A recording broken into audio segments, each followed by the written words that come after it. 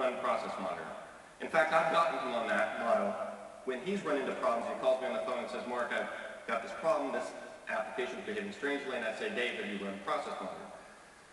It often shows you the cause for error messages, as you're going to see, and sometimes will show you the cause for sluggish performance, like in this particular example. It's a real-time file, registry, process and thread, and DLL, and now networking monitoring tool. So it will capture activity from all those different sources and show you in a list view what process is performing the operation, what the operation is aimed at, what key or file or network address, and then the result of the operation, including data about what was read or written as part of the operation.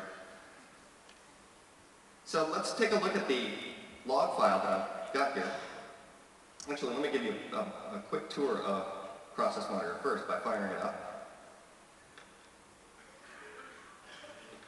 And this is just watching the live system here. And you can see that we've got the process name column, the process ID column, the operation column. In this case, I'm seeing registry activities, the path of the registry operation, the result, and then a detail column over on the far right here, which I don't have scrolled over, which will show you information like what was read as part of the registry value.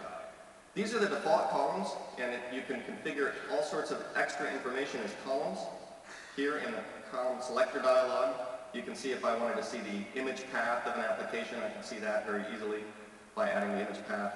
I can see event class, so I can sort by that, perform operations. The time of day can be useful in some cases to troubleshoot. And information about the process itself, like who is running that process, what session they're in. And that can be useful on terminal server sessions, where you're aimed at just activity from a particular session where the problem's occurring. So lots of different ways to look at the data, also lots of different ways to filter the data.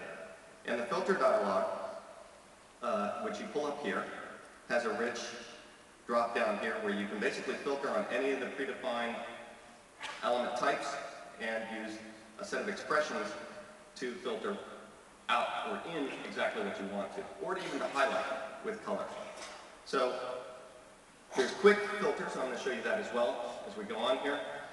And one of the things that I want to point out is that I don't have time to give you a complete tutorial of all the things that Process Monitor can do. In this session, I'm just focused on using the facilities to demonstrate the solutions for these problems that I've got as examples. So let me pull up this half-life trace that this person collected.